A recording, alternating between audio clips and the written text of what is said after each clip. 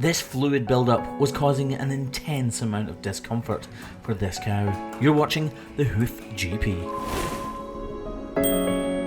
So as we can all see, this cow's back right foot is incredibly painful, but I know for a fact she was trimmed just 6 weeks ago, which leads me to believe she's got a fluid-filled cavity in that back right foot, and we're just about to find out.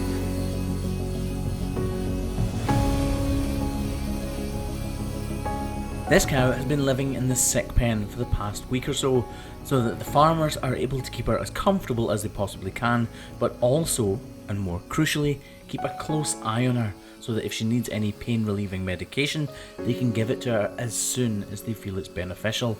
As we all saw before she came into the crush, this cow is in an intense amount of pain, and it's not instantly recognisable where the pain's coming from. So we use these hoof testers in order to ascertain exactly where the pinch point is.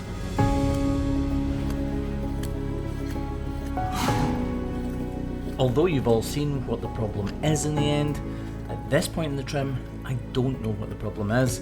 I only know that a huge amount of discomfort is coming from something hidden underneath these layers of hoof horn, and it's my job to determine what that problem is, to uncover it if I possibly can, but also not to intrude too deeply into the hoof capsule and to leave what I can intact. In all honesty, I thought I would have uncovered the problem by now, so you can see me using my hands around the heel bulb to try to determine what is underneath, currently out of sight.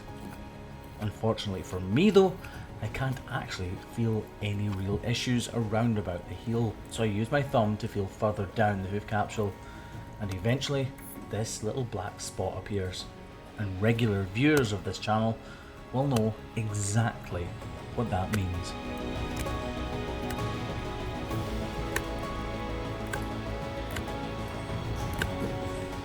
Bingo!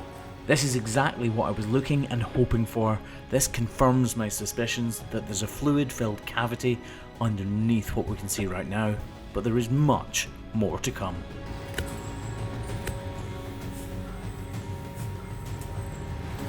I can almost feel the relief myself.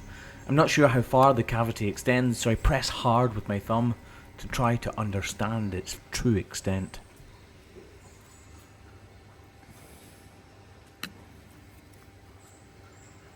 Using the hook of my knife, I strip away the layers of hoof horn, which I now know are detached, to try to uncover the true extent of this cavity.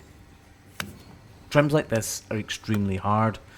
As you can see right at the point of her toe, I am very close to flesh and tissue beneath the hoof horn we can see, and at any point we can slice into the corium unintentionally.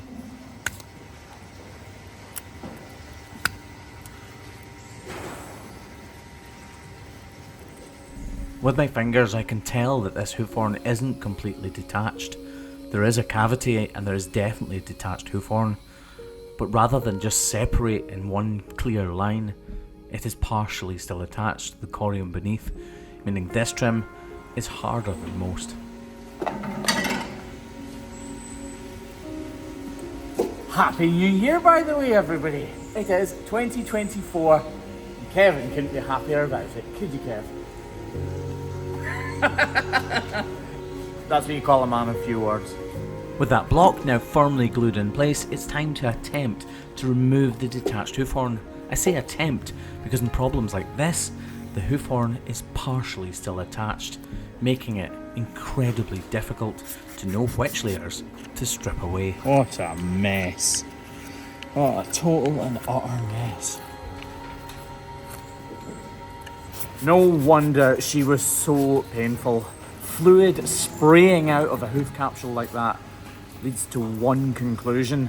There was an extreme amount of pressure within her hoof capsule, and that pressure was bearing down on the corium, causing extreme pain. So it's little wonder she was so lame. Now that we've trimmed her, it's time to let her out of the crush and see how she's walking. I've got my fingers crossed, but experience tells me that she's going to be walking miles more comfortably than she was just a few minutes ago. Let's find out. We all saw her struggling to walk, not even wanting to put that foot on the ground. This was a few minutes ago, And this is now. She is bearing weight on that back right foot. Clearly she is not completely pain free, but wow, what a difference.